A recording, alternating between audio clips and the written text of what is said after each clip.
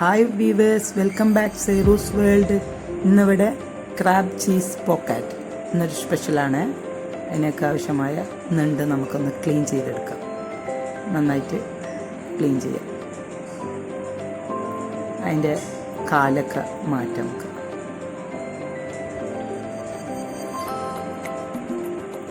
അതിൻ്റെ മേൽഭാഗം പൊട്ടിക്കണേ. അതിങ്ങനെ കത്തിയോണ്ട് പൊട്ടൂല. നമുക്കത് എവിടെയെങ്കിലും വെച്ചിട്ടൊന്ന് പൊട്ടിക്കാം. അത് നന്നായിട്ട് കഴുകിയിട്ട് കുറച്ച് ഉപ്പിട്ടിട്ട് നമുക്കിതൊന്ന് വേവിച്ചെടുക്കാം.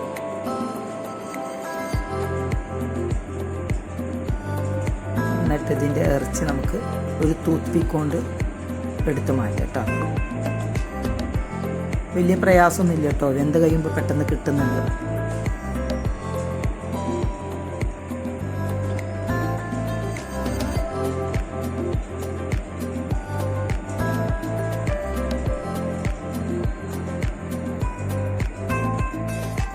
നല്ല ടേസ്റ്റാണ്. എല്ലാവരും ട്രൈ ചെയ്ത് നോക്കണം കേട്ടോ.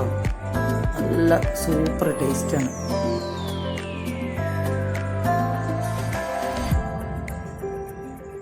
ഇതിൻ്റെ ഇറച്ചി നമുക്ക് ഇങ്ങനെ മാറ്റിയെടുക്കാം. കണ്ടോ, ഇങ്ങനെ മാറ്റിയെടുത്തതാണത്. ഇത് ഉണ്ടാക്കാൻ വേണ്ടിയിട്ട് ആദ്യം നമുക്കൊന്ന് പൊടി കുഴച്ചെടുക്കാം.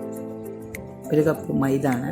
ഓയിലും ഉപ്പും ചേർത്തിട്ട് വെള്ളവും കൂടി ചേർത്തിട്ട് നമുക്കിതൊന്ന് നന്നായിട്ട് മാവ് സാധാരണ കുഴച്ചെടുക്കുന്ന മാതിരി നമുക്കൊന്ന് കുഴച്ചെടുക്കാം. നമ്മൾ മറ്റുള്ളതൊക്കെ ചെയ്ത് വരുമ്പോഴത്തേക്ക് ഇതൊന്ന് നന്നായിട്ട് സോഫ്റ്റ് ആയിട്ട് ഉണ്ടാവും. ഇത് മാറ്റി വെക്കുക. ഇത് മൊസറല്ല ചീസാണ്. അത് നമ്മൾ പിസ്സക്കൊക്കെ ഉപയോഗിക്കുന്നതാണ്. ഉള്ളി നന്നായിട്ട് പൊട്ടിയായിട്ട് അരിയണം. അതിലേക്ക് നമുക്ക് ഇതിൻ്റെ ഞണ്ടിൻ്റെ ഇറച്ചില്ലേ അത് ചേർക്കാം. പിന്നെ ചപ്പും കരിവേപ്പും നന്നായിട്ട് ചെറുതായിട്ട്, ഇഞ്ചി വെളുത്തുള്ളി ഒക്കെ നന്നായിട്ട് ചെറുതായിട്ട് അരിഞ്ഞിട്ട്, ഇനി പേസ്റ്റ് ആയാലും പ്രശ്നമില്ല, ഉപ്പും ചേർത്തിട്ട് നന്നായിട്ടൊന്ന് കുഴച്ചെടുക്കാം. നന്നായിട്ട് കുഴച്ചെടുത്തിട്ട് ബാക്കി ചേരുവകൾ ചേർക്കട്ടോ.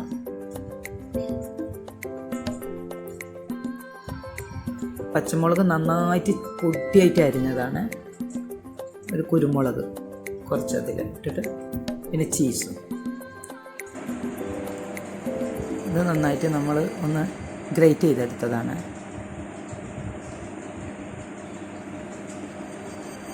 നന്നായിട്ട് മിക്സ് ചെയ്യാം.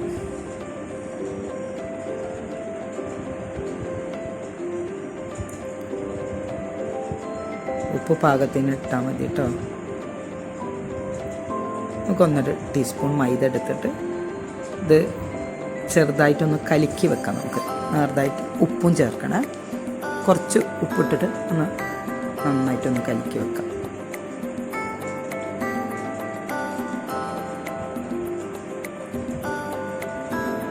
ഒന്ന് നേർതായിട്ടൊന്ന് കലക്കി വെക്കാം.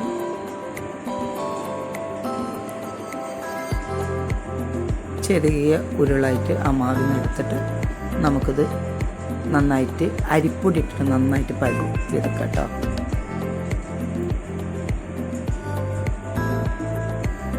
സമൂസൻ്റെ മാതിരിയല്ല, അതിനെക്കാട്ടും കുറച്ച് വലുപ്പം ഉണ്ടാവും കേട്ടോ. സമൂസ ചെറുതായിട്ടല്ല ഉണ്ടാവുക. ഇത് കുറച്ച് വലുപ്പം ഉണ്ടാവും.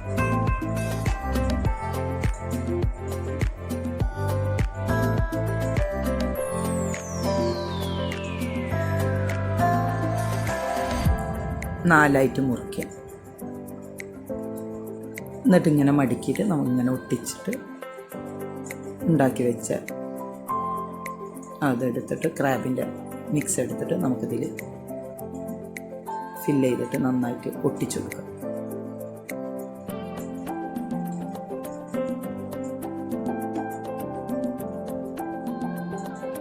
അങ്ങനെ ഇതുപോലെ ബാക്കിയുള്ളതും നമുക്ക് ചെയ്തെടുക്കാം.